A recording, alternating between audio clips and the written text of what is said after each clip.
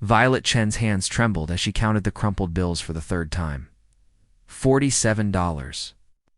That was all that stood between her and complete financial ruin. The hospital bill on her kitchen counter mocked her with its bold red letters. Final notice, $23,000 past due. Her father's chemotherapy couldn't wait. Stage 4 pancreatic cancer didn't pause for a break. Art students working 3 jobs just to scrape by. She pressed her palms against her tired eyes, fighting back tears that had become as familiar as breathing. The morning shift at Moonbeam. CAF was supposed to be her salvation. Tips were better with the business crowd.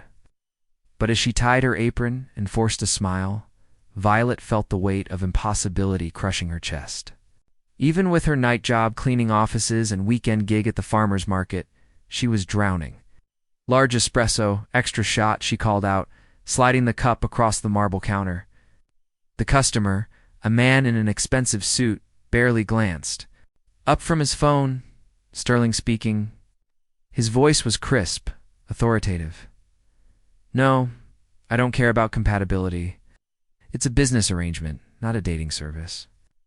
Violet tried not to eavesdrop, but his conversation was impossible to ignore.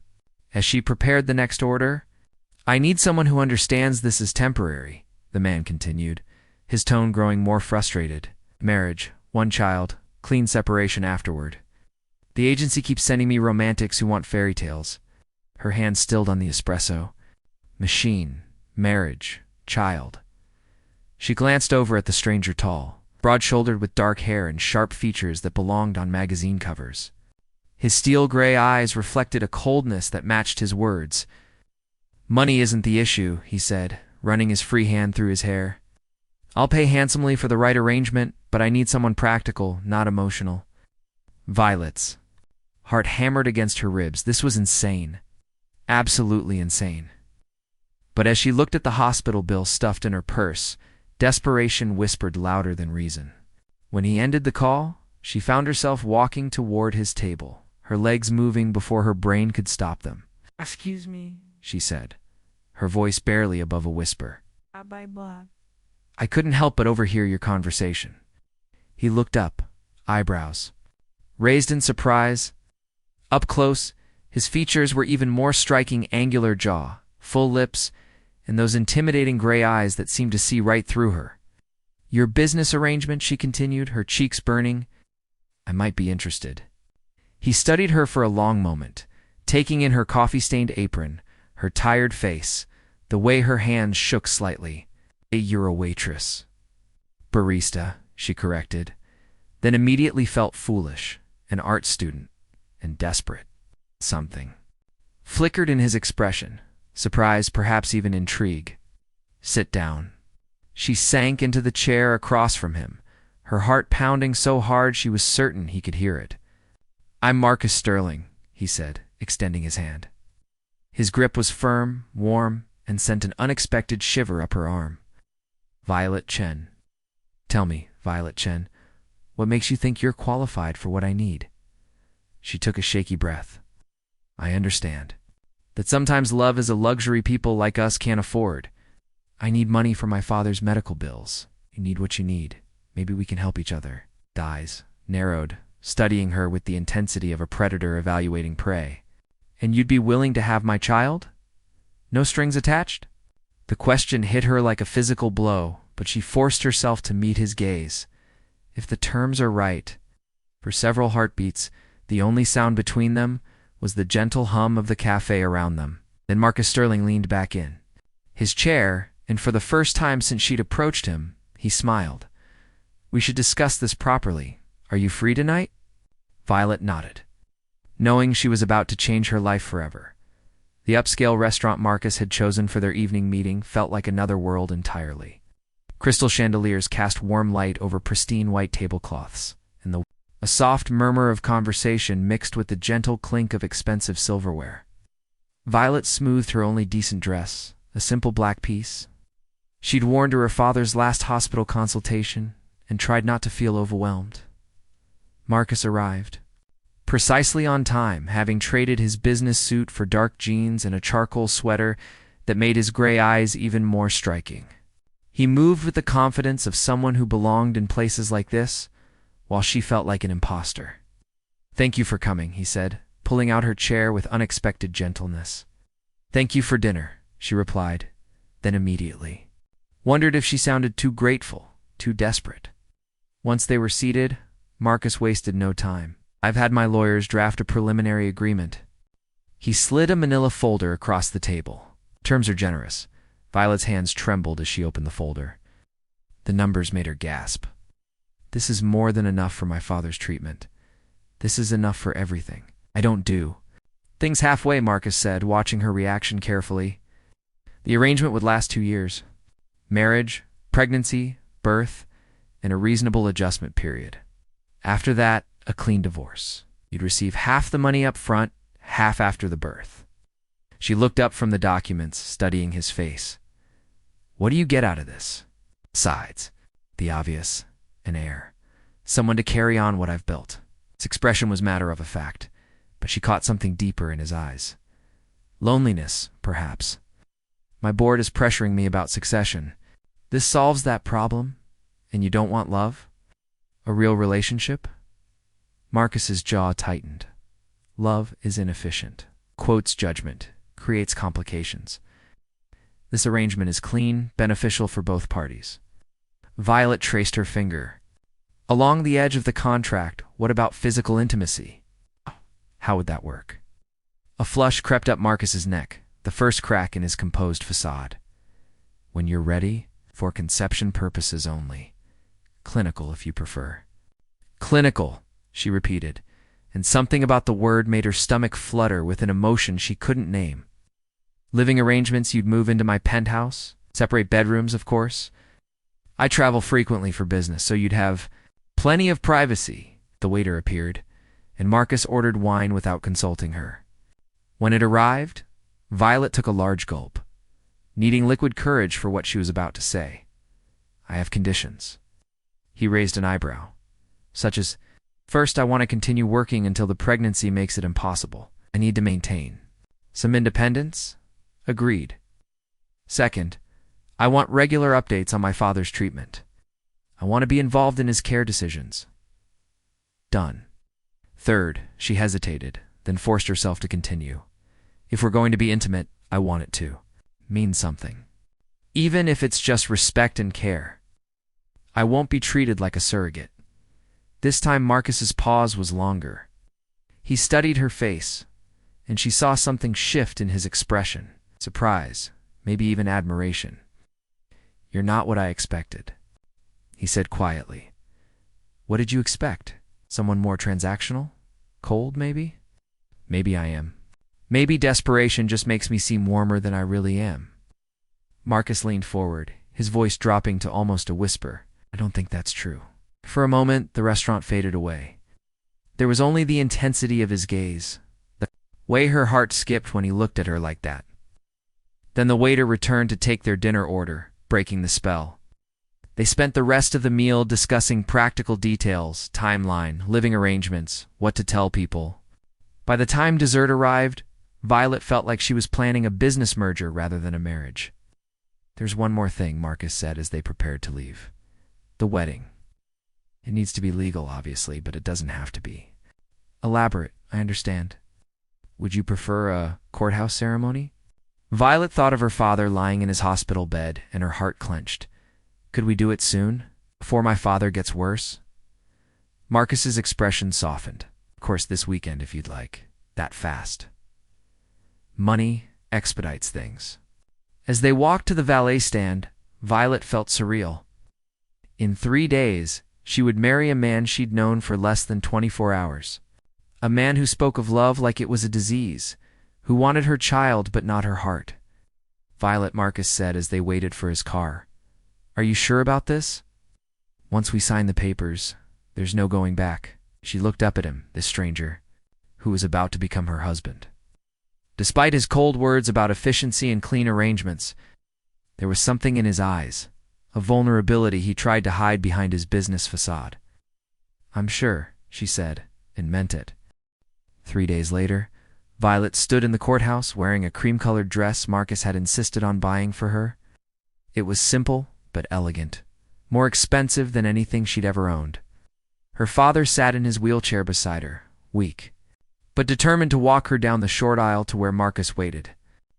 "You don't have to do this, sweetheart," her father whispered, his voice hoarse from treatments. "There are other ways." "No, Dad, there aren't." She squeezed his hand. "And I want to. He's a good man." She wasn't sure if that last part was true, but something about Marcus's gentle handling of her father's wheelchair, the way he'd arranged for a private room at the courthouse, suggested there was more to him than cold efficiency. The ceremony was brief. Marcus's voice was steady as he repeated his vows, but when he slipped the simple gold band on her finger, his hands trembled slightly. When the judge pronounced them husband and wife, Marcus hesitated for only a moment before leaning down to kiss her. It was chaste, careful, but Violet felt something electric pass between them. That evening, Marcus's penthouse felt like a museum. Floor-to-ceiling windows offered a breathtaking view of the city, and everything was pristine, expensive, and cold. He showed her to a guest room that was larger than her entire apartment. "This is yours," he said, setting down her single suitcase. "There's a study down the hall if you want to paint. I had it set up with art supplies." Violet stared at him in surprise. "You didn't have to do that. You mentioned you were an art student. I thought you might want to continue." For the first time since this whole arrangement began, she smiled genuinely. "Thank you." Over the next few weeks, they settled into an odd routine. Marcus left early for work and often didn't return until after she was asleep. There were polite strangers sharing an enormous space. Violet continued her morning shifts at the cafe, partly for the normalcy, partly because staying in the penthouse alone felt too much like being a kept woman. The first crack in Marcus's composed facade came on a rainy Thursday evening. Violet was painting in the study when she heard the front door slam with unusual force. She found Marcus in the kitchen, pouring himself a large glass of scotch with shaking hands. "Bad day?" she asked softly. He looked up, startled. "I didn't realize you were home. I live here now, remember?" She moved closer, noting the tension in his shoulders, the way his jaw was clenched. "What happened?" "Board meeting." He took a large gulp of scotch. "They're not satisfied with just the promise of an heir. They want to see results. Soon." Understanding hit her like a cold wave. Oh, Marcus set down his glass and really looked at her for the first time in weeks. She was wearing paint-stained jeans and one of his old shirts she'd borrowed, her hair pulled back in a messy bun. She looked young, beautiful, and suddenly very vulnerable. "Violet, I don't want you to feel pressured. We can wait until you're ready. And if I'm never ready?" The question slipped out before she could stop it. "And we'll figure something else out." She studied his face, searching for deception, but finding only sincerity. "You'd do that? Give up your company? It's not worth destroying someone to get it." Something shifted in the air between them. Violet took a step closer, and Marcus didn't back away. "What if I said I might be ready? Not tonight, but soon." His breathing changed, became more shallow. "Are you sure? I don't want you to do this. Just because of pressure from my board? I'm not." She reached up and touched his cheek, surprised by her own boldness. "I've been thinking about it. About us. Maybe this doesn't have to be as clinical as we planned." Marcus caught her hand, pressing it against his face. "Violet, I need you to understand something. I've never been good at the emotional side of things. I might disappoint you. You might." She agreed, then smiled. "But you might surprise yourself too." He leaned down until their foreheads touched. "What are you doing to me?" he whispered. "I don't know," she whispered back, "but I think I like it." When he kissed her this time, it was nothing like their wedding kiss. It was desperate, hungry, and full of weeks of suppressed tension. Violet felt herself melting against him, her hands tangling in his hair. When they finally broke apart, both were breathing hard. "Not tonight," she said, her voice unsteady, "but soon." Marcus nodded, his thumb tracing her lower lip. "Soon." Violet walked back to her room. She realized that somewhere between the courthouse and this moment, their business arrangement had started becoming something else entirely. The question was, what would happen when Marcus realized it too? 2 weeks later, Violet found herself standing outside Marcus's bedroom door at midnight, her heart hammering against her ribs. She'd been thinking about that kiss, about the way he'd looked at her, about the gentleness beneath his cold exterior. She knocked softly. "Come in." Marcus was sitting on the edge of his bed, still in his dress shirt and pants, looking exhausted. When he saw her in her simple nightgown, something vulnerable flashed across his face. "I've been thinking," she said, closing the door behind her, "about what you said, about not being good at the emotional side of things." "Violet, you don't have to let me finish." She moved closer, her bare feet silent on the thick carpet. "I've been wondering if maybe you've never had the chance to try with the right person." Marcus's breathing changed as she approached. "What are you saying?" "I'm saying that maybe we could try to make this real. Not just the physical part, but all of it." Ch! She reached out and touched his face. "I think I'm falling for you, Marcus. And I think maybe you're falling for me too." For a moment, hope bloomed in his gray eyes. Then, like a shutter closing, his expression went cold.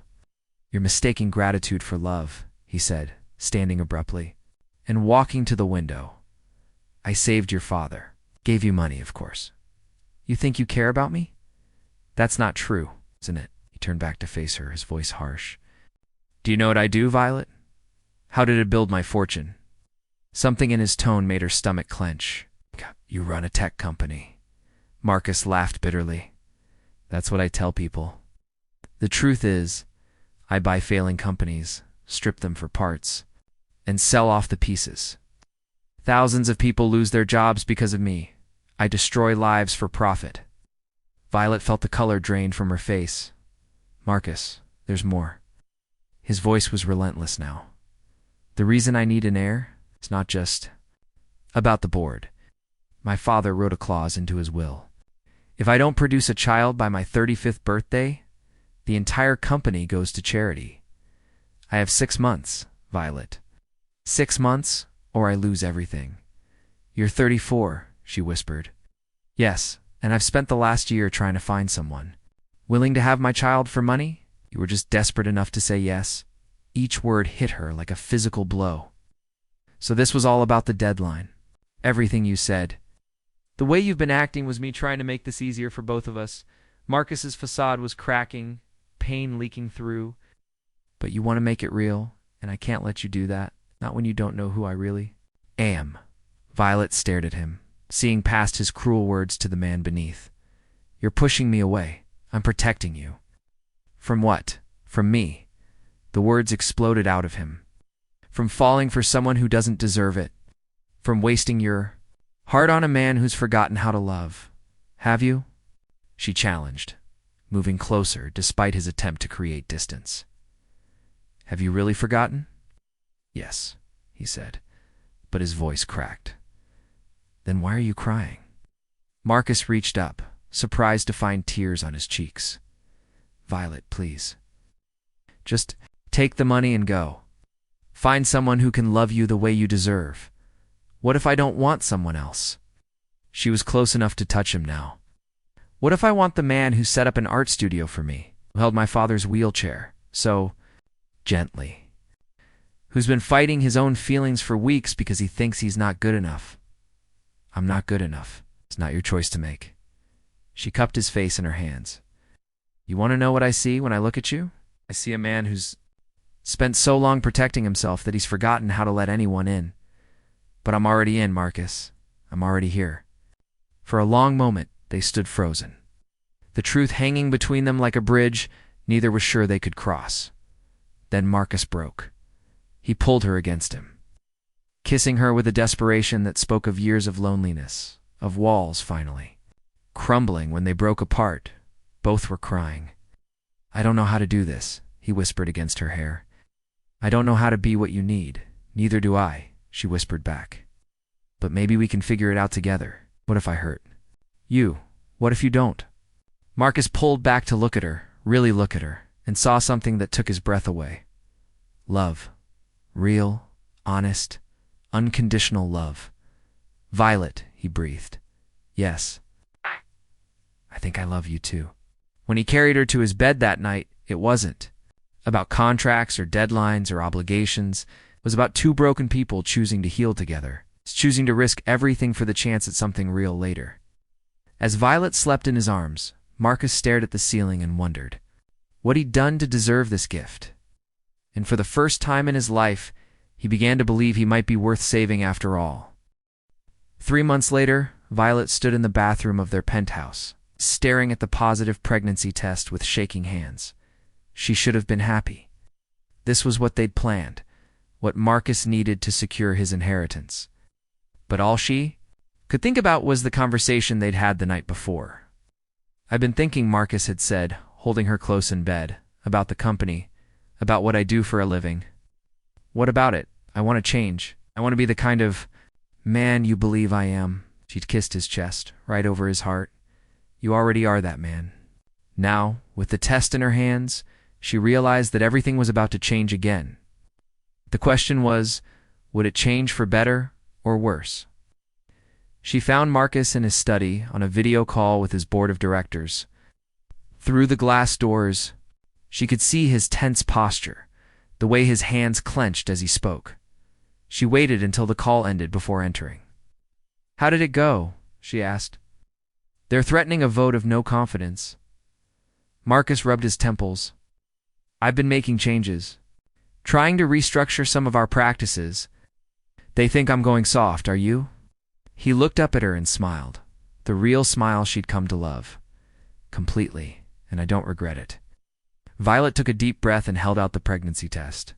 "Good, because we're going to need that softness." Marcus stared at the test, then at her, then back at the test.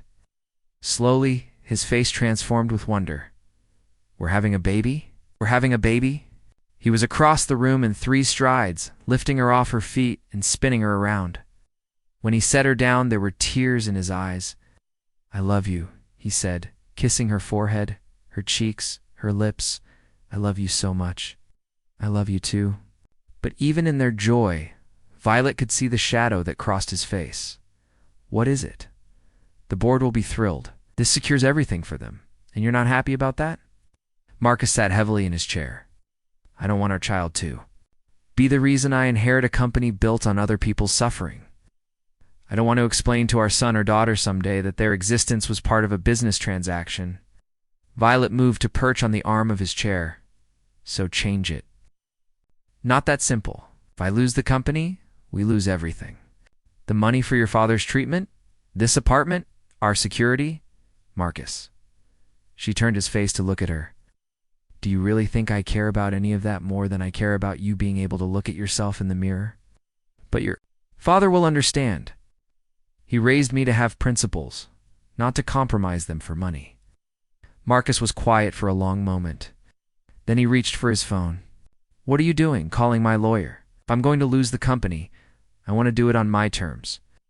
The next month passed in a whirlwind of legal meetings, board confrontations, and difficult decisions. Marcus liquidated his personal assets. To ensure Violet's father continued receiving treatment, he sold the penthouse, and they moved to a modest apartment. He fought for severance packages for employees who would lose their jobs when the company changed hands.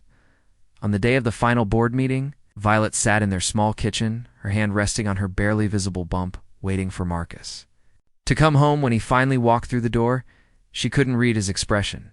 "How bad is it?" she asked. Marcus sat down across from her and took her hands. "I lost the company, I'm sorry. I'm not." His grip tightened. "Violet, I walked out of there feeling lighter than I have in years. For the first time since my father died, I'm not carrying the weight of his expectations." "Ow, what will we do?" "I've been offered a position with a nonprofit that helps small businesses recover from predatory buyouts." The irony isn't lost on me. He smiled ruefully. "The pay is a fraction of what I'm used to, but it's honest work. What our baby? We'll grow up with parents who chose love over money, chose integrity over inheritance." He leaned forward and kissed her softly. "I know this isn't what you signed up for." "Actually," Violet said, smiling, "it's exactly what I signed up for. I married a good man who was just hiding under a lot of pain and pressure. I'm glad I finally get to meet him. Properly." Marcus laughed, the sound free and genuine. "Mrs. Sterling, you are remarkable." "Just Violet," she corrected. We never did get around to changing my name legally. Would you like to, now that this is real? Violet considered this. Ask me again in a year. When you've had time to become the man you want to be, and I've had time to become the woman I want to be. Then we'll see if we want to make it official. And if we do, then I'll marry you again. Properly this time. Flowers and cake and everyone we love watching, even if I'm just a non-profit worker by then. Especially then. 6 months later, their daughter was born. Marcus cried when he held her for the first time, amazed that something so perfect could come from such an imperfect beginning. What should we name her? He asked Violet. Hope, Violet said without hesitation. Her name is Hope. And as Marcus looked down at his daughter, then at his wife, he realized that sometimes the most beautiful things come not from careful planning, but from the courage to choose love over fear, hope over certainty. A year after that, on a sunny Saturday in the same courthouse where they'd first married, Violet Chen became Violet Sterling for real this time. Their daughter gurgled happily in the front row, held by Violet's father, whose cancer was in remission thanks to the treatment Marcus's sacrifice had made possible. When the judge asked if anyone had objections to the union, Marcus spoke up. I do, he said. The courthouse went silent. Violet's eyes went wide. I object to calling this a marriage, Marcus continued, his voice shaking with emotion. 'Cause what we have is so much more than that. It's a partnership, a friendship, a love story, and a promise all rolled into one. It's everything I never knew I wanted, and everything I'll spend the rest of my life trying to deserve. He turned to Violet, tears streaming down his face. I love you, not because of what you've given me, but because of who you are. And I promise to love you, not just until death do us part, but beyond that, into whatever comes next. There wasn't a dry eye in the courthouse when they kissed this time. It was with the weight of real vows, real love, and real promises behind it. Later, at their small reception in the community center, Marcus pulled Violet aside. Do you ever regret it? He asked. Walking up to that stranger in the coffee shop? Violet looked across the room at their daughter, at her father dancing despite his walker, at the modest but joy-filled celebration of their real beginning. Never, she said. Best decision I ever made. Even though I turned out to be nothing like what you thought you were getting. Especially because of that. She stood on her toes to kiss him. I thought I was getting a business arrangement. You got the love of my life. As they swayed together on the makeshift dance floor, their daughter babbling happily in her grandfather's arms, Marcus realized that losing everything had actually meant gaining everything that truly mattered. Sometimes the most desperate bargains lead to the most beautiful destinations. Asterisk, the end. Asterisk, asterisk. Like this video, if the story touched your heart. Subscribe for more emotional tales, and share with someone who believes in the power of true love, and let us know in the comments. We love connecting with our global community of romance lovers.